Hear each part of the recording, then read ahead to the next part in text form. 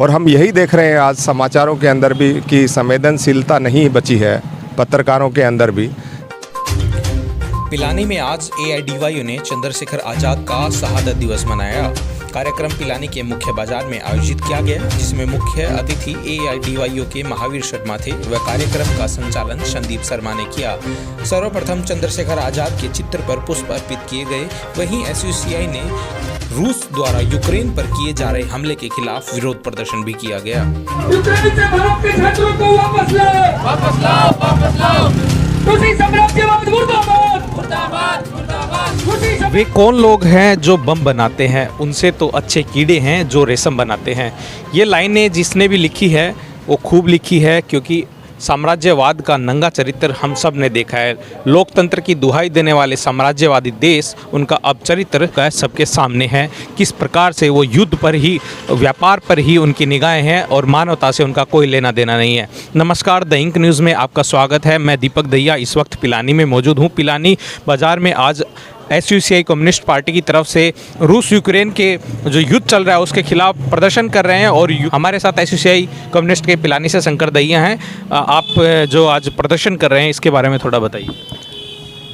देखिए, ये जो रूस और यूक्रेन के बीच में जो युद्ध चल रहा है, ये साम्राज्यवादियों का, अमेरिका साम्राज्यवाद तो नाटो का विस्तार करना चाहता है ये तो, और रूस ने जो जिस प्रकार से एक तरफ़ा हमला किया है यूक्रेन के ऊपर, हम उसकी कड़ी भर्त्सना करते हैं। पूरी दुनिया को युद्ध के खिलाफ खड़ा हो जाना चाहिए, क्योंकि एक तरफ़ा हमला है। यूक्रेन ने ना तो रूस की सीमा पे कोई इस तरीके से उन्होंने कोई पहले गोलाबारी की है, और दूसरा हमारा जो पॉइंट है वो ये है कि भारत के जो यूक्रेन में छात्र फंसे हुए हैं, हम भारत सरकार से मांग करते हैं कि उन छात्रों को जल्द से जल्द सुरक्षित घर वापस यहाँ पे हिंदुस्तान लाया जाए।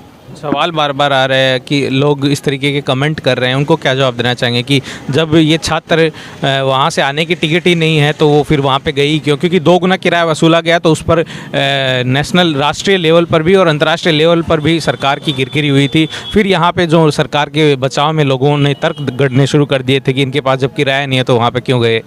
देखिए, ऐसा नहीं है, ये नहीं बोलना चाहिए, ये तो प्रायोजित बातें होती हैं। हाँ, प्रायोजित भी है और बेशर्मी भरा भी है। सबसे पहले तो हम फिर यही एक क्वेश्चन करते हैं कि भारत में उन बच्चों ने पढ़ाई क्यों नहीं की? क्योंकि यहाँ पे जिस प्रकार से फीस वसूली जाती है और उनके पास उतने पैसे नहीं थे, इसीलिए तो वो वहाँ गए, इसीलिए तो गए ना। और अगर उनके पास इतने पैसे होते तो वो वहाँ क्यों जाते शिक्षा लेने के लिए? तो स्कॉलर के लिए ही तो वो वहाँ गए हैं कि उनको कम पैसे लगे। तमाम नेशनल चैनल जो हैं उनको हम देख रहे हैं, वो युद्ध को इस प्रकार दिखा रहे हैं जैसे युद्ध के वो पक्ष में है और पूरा स्टूडियो तोप गोले बारूद से सजा दिया गया है। कोई बात ही नहीं कर रहा है कि ये युद्ध रुकना चाहिए और रूसी और अमेरिकी साम्राज्यवाद है उसका वर्चस्व। ये जो बाजारवाद है, जहाँ सब लोग अपना पैसा वसूल करना चाहते हैं, कमाना चाहते हैं, वहाँ पे संवेदनहीनता नहीं रहती है।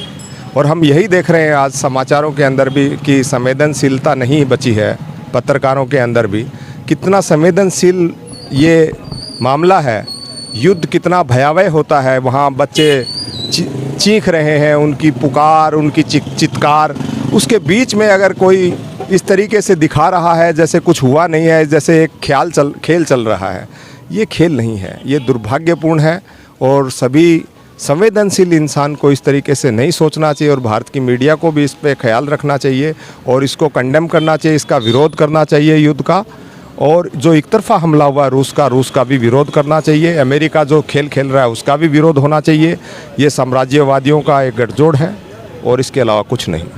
तो तमाम जो विश्व के देश हैं जहां पर संवेदनशील लोग हैं और लोकतंत्र प्रेमी लोग हैं, वो इस युद्ध का जमकर विरोध कर रहे हैं। यहाँ तक कि रूस के अंदर भी इस युद्ध का विरोध किया जा रहा है।